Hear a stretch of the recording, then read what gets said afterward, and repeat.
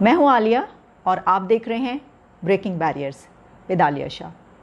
اپنے پروگرام میں آپ سب کو خوش آمدید کہتی ہوں. ویلکم ٹو مائی شو. میں اپنے پروگرام میں افغانستان کو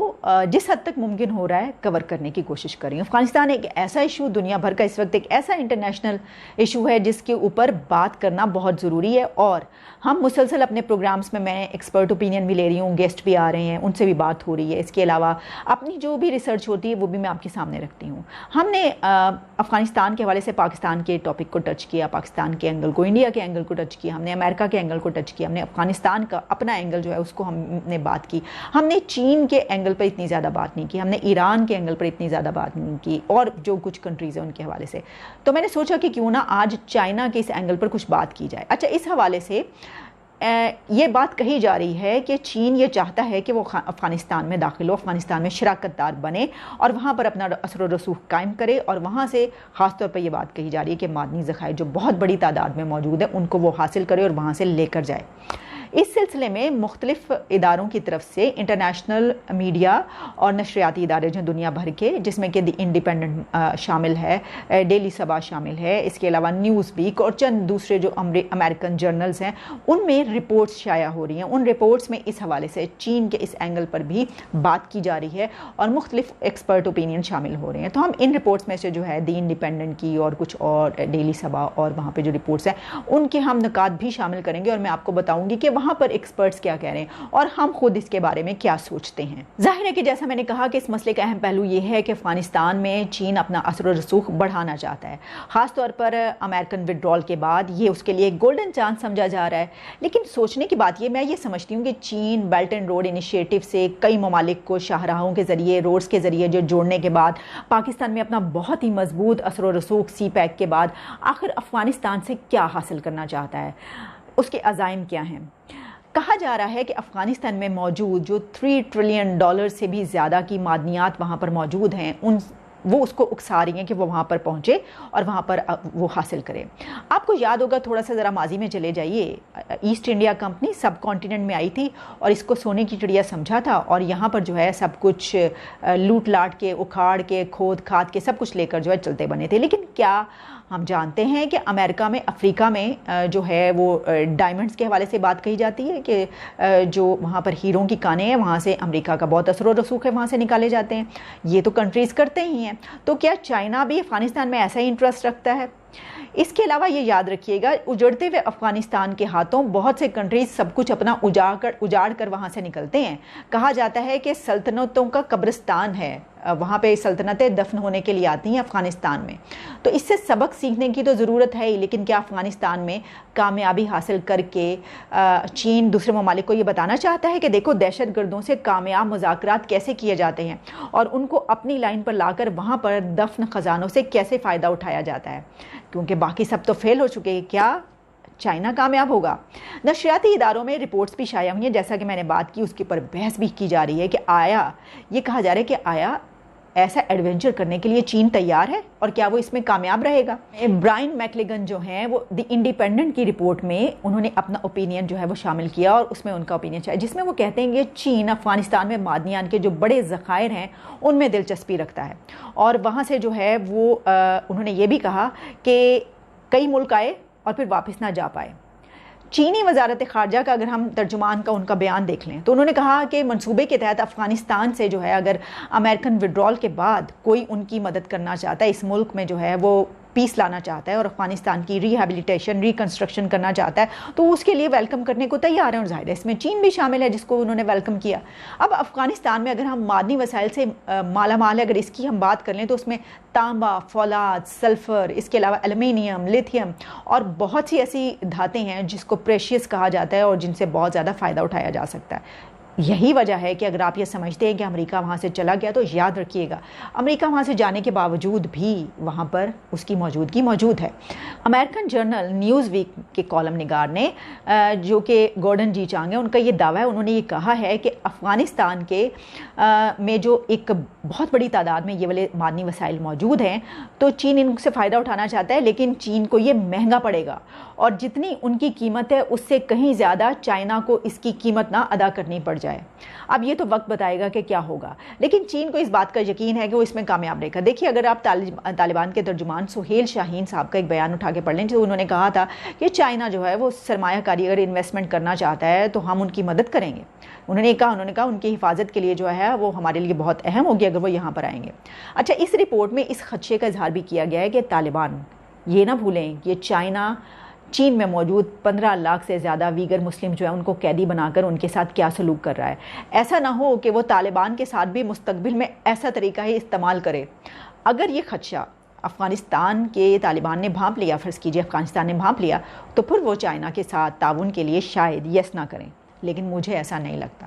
دیکھیے اس صورتحال میں میرے خیال میں چائنا شاید وہ واحد طاقت ہوگا جس سے دہشت گرد طالبان بھی خوف زدہ ہو جائیں گے. باقی تو جنگجو طالبانوں کے آگے مہذب سویلائزڈ نیشنز جو ہوتی ہیں وہ آج تک کامیاب نہیں ہو سکیں،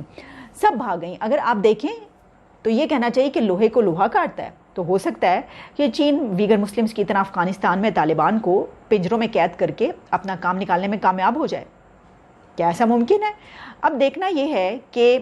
کیا چائنا بھی افغانستان کی جو طویل جنگیں ہیں، بہت لمبی جنگیں جو ہیں وہاں پر ہوتی ہیں، اس کا شکار ہو جاتا ہے، یا وہ اپنی کوئی اور اسٹریٹجی کام میں لاتا ہے، وہ کسی اور طریقے سے وہاں پر داخل ہوتا ہے، کوئی اور طریقہ استعمال کرتا ہے. اس رپورٹ میں ان کا یہ کہنا ہے کہ چین نے اپنے ملک میں دہشت گردی، علیحدگی پسند جو تحریکیں، اس طرح کی ریلیجس ایکسٹریمزم جو ہے اس کے خلاف اربوں ڈالرز جو ہیں وہ خرچ کیے ہیں. اور طالبان کے ساتھ اپنے تعلقات میں چائنا پولیٹیکلی یہی طریقہ استعمال کر رہا ہے، یعنی وہ سمبولیکلی اپنے جو ریلیشنز ہیں ان کو انہانس کر رہا ہے اور طالبان کو پاکستان کے ذریعے سے اپنی نئی امارات یعنی کہ وہ حکومت قائم کرنے کے لیے اکنامکلی اور پولیٹیکلی سپورٹ کر رہا ہے. یعنی ان کا کہنا یہ ہے، ماہرین کا گویا، کہ مبینہ طور پر جو چین ہے وہ پاکستان کے ذریعے افغانستان میں طالبان کی مدد کروا رہا ہے. حالانکہ پاکستان کی طرف سے آپ جانتے ہیں کہ یہ اس بات سے کیٹیگوریکلی انکار کر دیا کہ انہوں نے کہا کہ وہ تو ہماری بات ہی نہیں مان رہے. حالانکہ ہم نے دیکھا کہ ماضی میں اب تک جو طالبان اور پاکستان کا تعلق ہے بہت اچھے تعلقات رہے. گو کہ پاکستان کے اندر سے بھی، ملک کے اندر سے بھی کچھ حلقے یہ سمجھتے ہیں کہ اگر یہ جو ہے یہ سپورٹ کی جا رہی ہے اور اگر یہ سپورٹ کی جاتی رہی تو اس سلسلے میں ایک بڑی تباہی آئے گی. اب دیکھیے فرض کیجئے کہ اگر پاکستان کی ریاست کے پاس بھارت کو ایک ازلی دشمن سمجھتے ہوئے اس کے علاوہ کوئی اور چارہ نہیں رہتا، اور اگر یہ سمجھا جاتا ہے کہ بھارت اس صورت میں بہت نقصان پہنچائے گا پاکستان کو اور اس وجہ سے مجبور ہو کر طالبان کی مدد کی جاتی ہے، تو پھر اس کا کیا اثر ہوگا، کیا اثرات قائم ہوں گے، کیا اس میں ہمیں فائدہ ہوگا یا نقصان ہوگا. یاد رکھیے گا کہ ایسے اتنے بڑے کسی بھی فیصلے کا اثر اور نقصان یا فائدہ فوری طور پر سامنے نہیں آتا. تھوڑا ماضی میں چلے جائیے، پرویز مشرف صاحب نے جو فیصلہ لیا تھا دہشت گردی کی جنگ لڑنے کا، گو کہ اس وقت وہ فیصلہ بہت زبردست نظر آ رہا تھا، لیکن اس کے بعد ہم نے کتنی بڑی تباہی دیکھی، دہشت گردی ہمارے ملک میں آ گئی. آپ اس سے بھی تھوڑا پیچھے چلے جائیے، جنرل ضیاء نے ایک بہت بڑا فیصلہ کیا تھا افغان جنگ میں حصہ لینے کا، جہاد کرنے کا. اس کے بعد پاکستان کا کیا حال ہوا، کیا تباہی آئی، ابھی تک ہم کس جگہ پر کھڑے ہیں. لیکن ان سب کی جو اثرات ہیں وہ ڈیکیڈز کے بعد ظاہر ہوئے. ابھی جو بھی فیصلہ کیا جائے گا، جو بھی سٹیپ لیا جائے گا پاکستان کی طرف سے، اس کے اثرات بھی ہمیں کچھ سالوں کے بعد ہمارے سامنے آئیں گے. اس رپورٹ میں یہ بھی کہا گیا ہے کہ طالبان ترکمانستان کے گیس فیلڈ سے شروع ہو کر ملک سے گزرنے والی گیس پائپ لائنوں جن کو چین نے بنایا ہے اس سے ٹرانزٹ فیس وصول کر کے اپنی آمدنی میں جو ہے وہ اضافہ کر سکتے ہیں. اور اگر چائنا کی مدد سے افغانستان محفوظ بن جاتا ہے تو وسط ایشیائی ریاستیں جو ہیں وہ پاکستانی پورٹس کے ذریعے سے اپنی ٹریڈ کر سکتے ہیں، اور اس صورت میں پاکستان کو ظاہر ہے بہت فائدہ ہوگا. تو یہ تمام فائدے بھی پاکستان کو نظر آ رہے ہیں کیونکہ بیجنگ جو ہے وہ ایک بہت اسٹرانگ الائی ہے. یا چلیے کچھ حالات ابھی تعلقات بہت خراب ہیں، لیکن اسٹرانگ الائی آپ یہ نہیں کہہ سکتے کہ تعلقات ختم ہو گئے. آگے چل کر ہمیں جو ہے وہ پتہ چلے گا، اور اس صورتحال میں تو میرا نہیں خیال کہ تعلقات ختم ہو سکتے ہیں جبکہ چائنا پاکستان کی سپورٹ وہاں پر چاہ رہا ہے. اس رپورٹ میں یہ بھی کہا گیا ہے کہ بیجنگ کی حمایت سے فائدہ اٹھاتے ہوئے طالبان جو ہیں وہ انٹرنیشنل لیول پر بھی اپنی ریپو بہتر بنا سکتے ہیں، کیونکہ چائنا کے جو ایک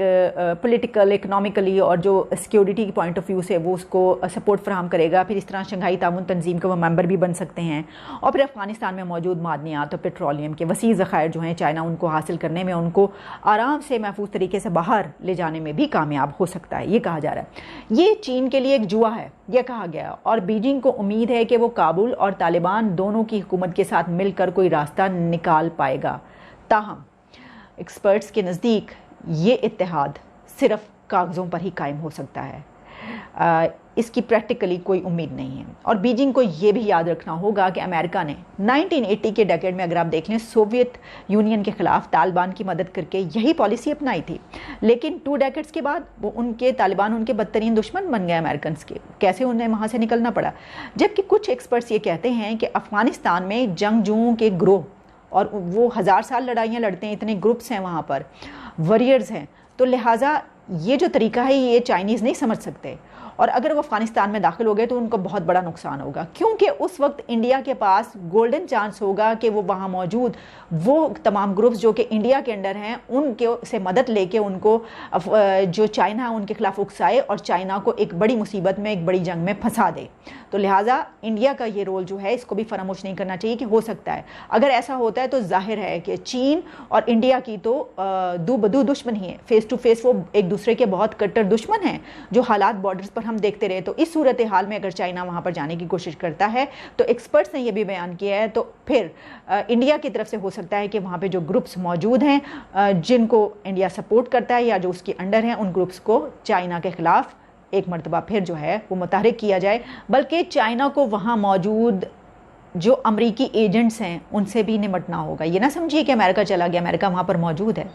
تو امریکہ اور چائنا کے جس طریقے سے کٹر دشمنی ہے وہ بھی ہم جانتے ہیں، تو امریکہ بھی وہاں پر چائنا کو بہت تنگ کرے گا اپنے ایجنٹس کے ذریعے۔ ایسا بھی ہو سکتا ہے کہ طالبان افغانستان کو بیجنگ کے دشمنوں القاعدہ، داعش اور سنکیانگ کے جو علیحدگی پسند ہیں ان کی پناہ گاہ بنا دیں، ان کو وہاں پر بلا لے اور وہاں پر ان سے بھی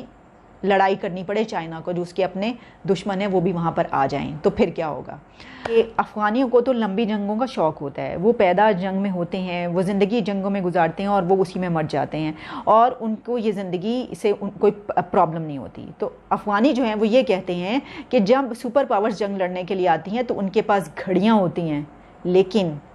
طالبان کے پاس یعنی ان کے اپنے پاس وقت ہوتا ہے۔ یعنی وہ یہ کہتے ہیں کہ سپر پاور جب افغانستان میں لڑنے کے لیے آتے ہیں تو ان کے پاس گھڑیاں ہوتی ہیں لیکن ہمارے پاس وقت ہوتا ہے، اور یہ بات بالکل درست ہے۔ افغانیوں کے پاس، طالبان کے پاس وقت ہی وقت ہے، اس کے علاوہ ان کے پاس کچھ بھی نہیں، اور ان کو اپنی زندگی سے کوئی گلہ بھی نہیں۔ تو ایسی صورتحال میں سویلائزڈ نیشنز جو کہ بہت ترقی کر چکی ہیں، کیا وہ ایک ایسے ٹریپ میں آنا چاہیں گی، پھنسنا چاہیں گی وہاں پر جا کر، یا وہ یہ رسک لیں گی؟ یہ تو آنے والے دن بتائیں گے، کیونکہ